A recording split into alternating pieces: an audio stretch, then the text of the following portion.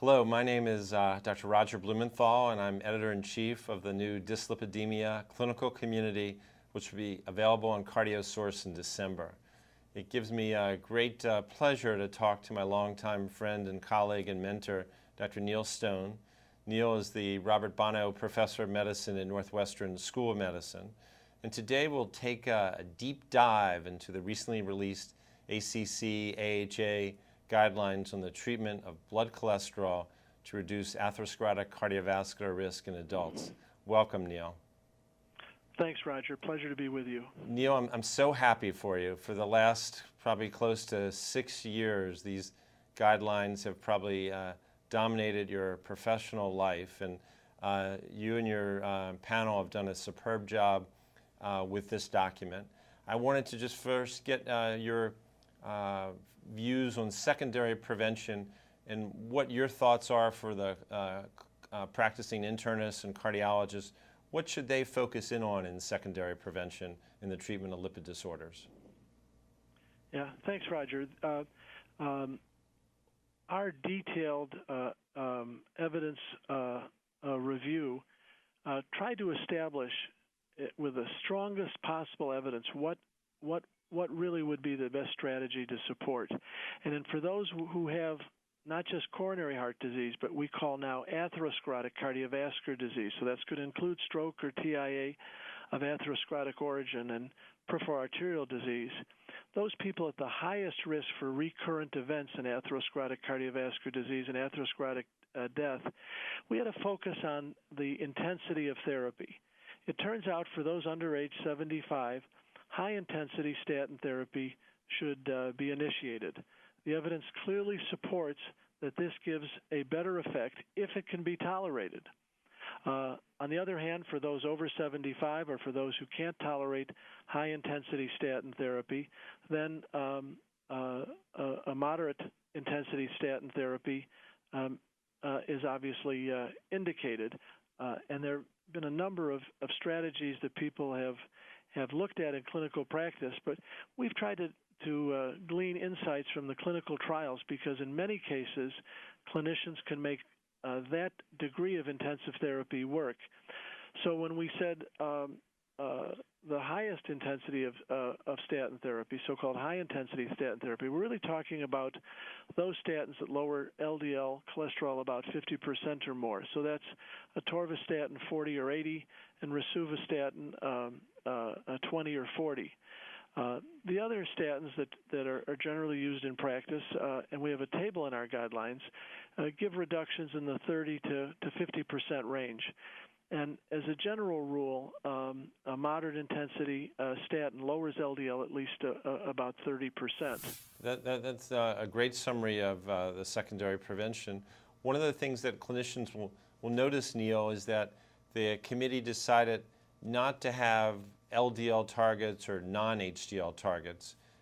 Perhaps you might comment on some of the thought processes behind that. Yeah, this is going to be widely discussed. We asked two critical questions to look at this in great detail because it had been suggested that perhaps fixed targets were not beneficial. And so we wanted to take a look at that in as great a detail as possible. First, there were those who felt if you had a fixed target, it would be easier for clinicians to get their patients to goal. And indeed, that's what's happened in the past number of years.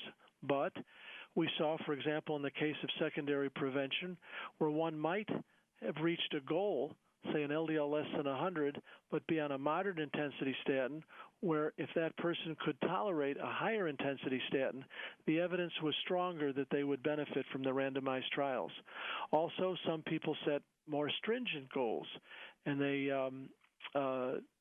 therefore started adding other medications, sometimes cutting back on the statin to use the other medications, but yet the evidence, and I want to go back again, what does the evidence support? It supports using in secondary prevention intensive or high level of statin therapy if it can be tolerated. And so, if you will, our guidelines tried to focus not on a goal, but on what works best for reducing atherosclerotic cardiovascular risk in 4 groups of individuals. The first one was secondary prevention. The second one were for those LDLs 190 or more. The third, those with diabetes. And the last, a primary prevention group who had we'll talk about in a minute, atherosclerotic cardiovascular risk above 7.5%. If I could, I want to just address two arguments that are sometimes mentioned when people say, you should have stayed with goals. We looked really hard at this, and we spent a lot of time trying to wonder maybe we should. But we couldn't find evidence for one specific goal at all. Should it be 100? Should it be 90? Should it be 70? We couldn't find the evidence. We couldn't determine the magnitude of benefit if you achieve 100 versus 90 versus 85. And lastly, we were very worried about multi-drug therapy that might accrue getting to a goal when all the evidence points to using an intensive degree of statin therapy and excellent lifestyle change. For example, a patient recently I saw who had a previous MI and angioplasty, was now 3 months out. He had an LDL of 78. He was on 80 milligrams of atorvastatin. He had superb lifestyle. Some people would have said that unless he was under 70, he wasn't at goal. Well, there was no basis for that. So instead of making him feel like he had failed, we said, you're doing a great job. Keep working on lifestyle change.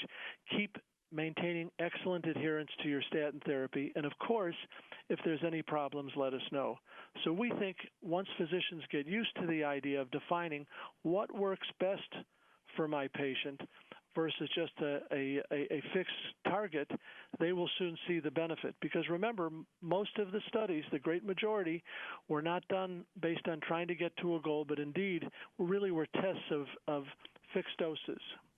Neil, that's great. In the last 3 minutes, I just wanted to focus in on your thoughts on primary prevention.